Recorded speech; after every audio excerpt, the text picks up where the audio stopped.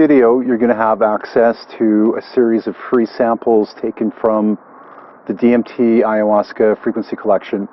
I've got a bit of a preamble just to kind of describe a little bit about the techniques about this and some things about usage, etc. If you want to get right to the free samples, just fast forward this about a minute, 2 minutes tops. The samples themselves are taken from one of the modules in the collection. This particular collection is broken into different modules.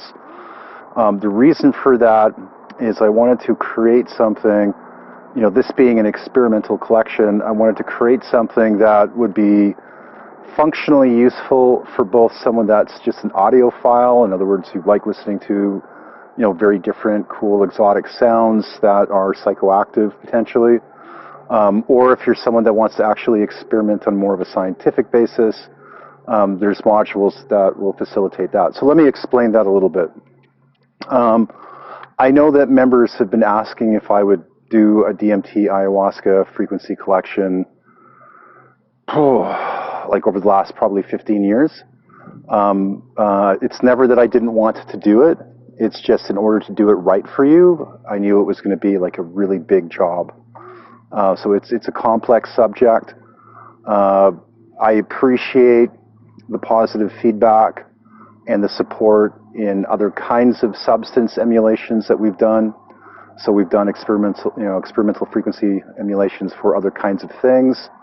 And this particular one was challenging, and the only way I could see us doing it right is if we provided a proper render across different kinds of development platforms that have a historic track record of producing some kind of meaningful results.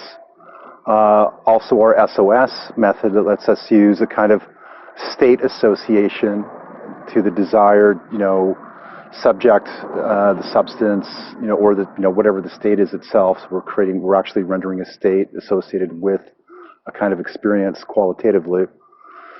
The problem with making frequencies for something like DMT and ayahuasca is that when you look at different development platforms, where you're, say, modeling something and then you're rendering some kind of a frequency for it, what often happens is you end up developing something that emulates a characteristic of the substance.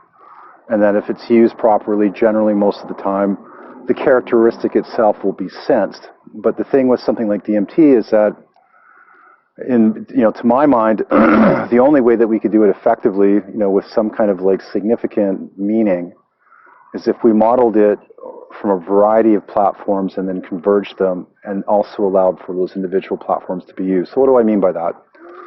So there's different ways of representing something with frequency. One is you can take, dimensions, geometry, you can take inherent attributes like, mass, weight, etc. And you could attempt to try to convert these, metrics into a sonified form. So you're representing something inherent with the substance, acoustically or electromagnetically. Now we know that general approach has been effective. Like we can do things like manipulate proteins. There's all kinds of success stories where a substance was emulated and a desired outcome was attained. One of the things I noticed was when I was developing this and I was using a convergence type approach. In other words, I'm trying to combine many different elements. Within 30 to 60 seconds, I'd be feeling kind of like a spooky effect. I'm feeling like I'm tripping out a little bit. It may be that some people may have really intense experiences with these frequencies, and so understand these are experimental. My suggestion is, if you're going to use them, make sure you're up to speed with our how to use instructions on our website. I would ease into these a little bit slowly. Some of them are pretty intense. Some of the modules are geared towards silent delivery. So if you're using a coil type device, in that particular case, what we've done is you can use all of the tracks in a silent delivery format, even the convergence ones.